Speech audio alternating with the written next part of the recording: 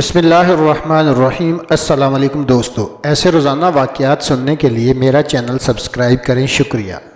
حضرت بلال رضی اللہ تعالیٰ عنہ وہ صحابی رسول صلی اللہ علیہ وآلہ وسلم ہیں جن کو بالکل آغاز اسلام میں با اسلام ہونے کا امتیاز حاصل ہے۔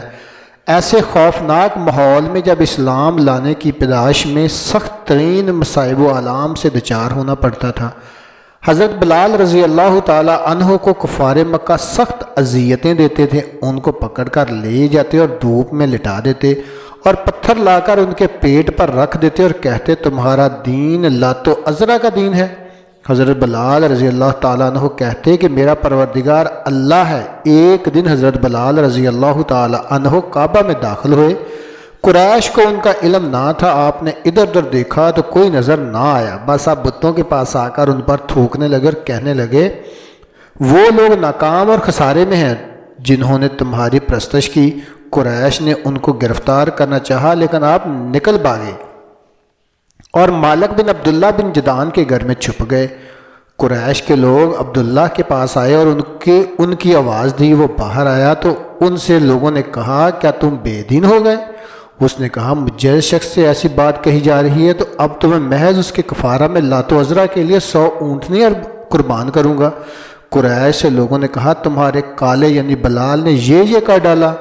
اس نے ان کو بلایا، لوگ ان کی تلاش کر کے عبداللہ کے پاس لائے، یہ ان کو پہچانتا نہ تھا۔ اس نے خولیہ کو بلا کر پوچھا یہ کون ہے؟ کیا میں نے تم کو یہ حکم نہ دے رکھا ہے کہ مکہ کے غلاموں میں کسی کو یہاں نہ رہنے دینا؟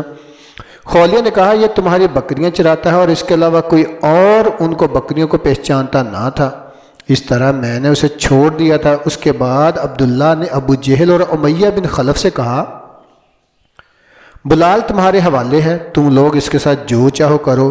یہ دونوں ان کو بطحا کے تپتے ہوئے حصے پر کھینچتے ہوئے لاتے ہیں اور ان کے دونوں بازوں پر چکی رکھ دیتے ہیں اور کہتے ہیں اکفر بحمد یعنی محمد کا انکار کرو۔ یہ کہتے ہیں یہ نہیں ہو سکتا کہ دامن مصطفیٰ صلی اللہ علیہ وآلہ وسلم چھوڑوں، اور پھر اللہ کی توحید کا اعلان کرتے ہیں۔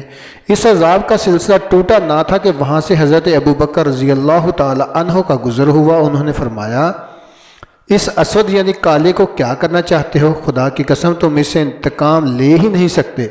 امیہ بن خلف نے اپنے آدمیوں سے کہا دیکھو میں ابوبکر کے ساتھ ایک ایسا کھیل کھیلتا ہوں کہ ابھی تک ان کے ساتھ یہ کھیل کھیلا نہ گیا ہوگا۔ پھر ہنس کر بولا ابوبکر تمہارا میرے اوپر قرض ہے، تم مجھ سے بلال کو خرید لو۔ آپ نے فرمایا ہاں کیا لوگے؟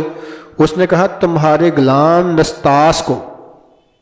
حضرت ابوبکر رضی اللہ تعالی عنہ نے فرمایا اگر میں اسے دے دوں تو تم بلال کو مجھے دے دو گے؟ اس نے کہا ہاں۔ حضرت ابوبکر رضی اللہ تعالی عنہ نے فرمایا میں نے یہ کر لیا۔ پھر وہ ہنس کر بولا نہیں واللہ آپ کو اس کے ساتھ اس کی بیوی کو بھی دینا ہوگا۔ حضرت ابوبکر نے فرمایا چلو یہی صحیح۔ پھر اس نے وہی شرارت کی کہ نہیں آپ کو اس کی بیوی کے ساتھ اس کی لڑکی کو بھی دینا ہوگا۔ حضرت ابوبکر نے فرمایا چلو یہ بھی صحیح۔ پھر وہ ہنس کر بولا اتنے میں بھی نہیں ہو سکتا جب تک کہ آپ ان کے ساتھ 200 دینار نہ دیں۔ حضرت ابوبکر صدیق رضی اللہ تعالیٰ عنہ نے فرمایا تمہیں جھوٹ سے کچھ شرم نہیں؟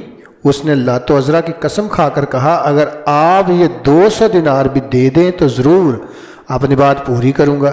حضرت ابوبکر صدیق رضی اللہ تعالیٰ عنہ نے فرمایا یہ بھی صحیح، آپ جا کر یہ سودا مکمل ہوتا ہے۔ اور حضرت ابوبکر صدیق رضی اللہ تعالیٰ عنہ اتنی باری رقم دے کر حضرت بلال رضی اللہ تعالیٰ عنہ کو خرید کر رضائے الہی کے لیے آزاد کر دیتے ہیں اور حضرت بلال رضی اللہ تعالیٰ عنہ کو جان غسل مصائب و علام سے چھٹکارا ملتا ہے۔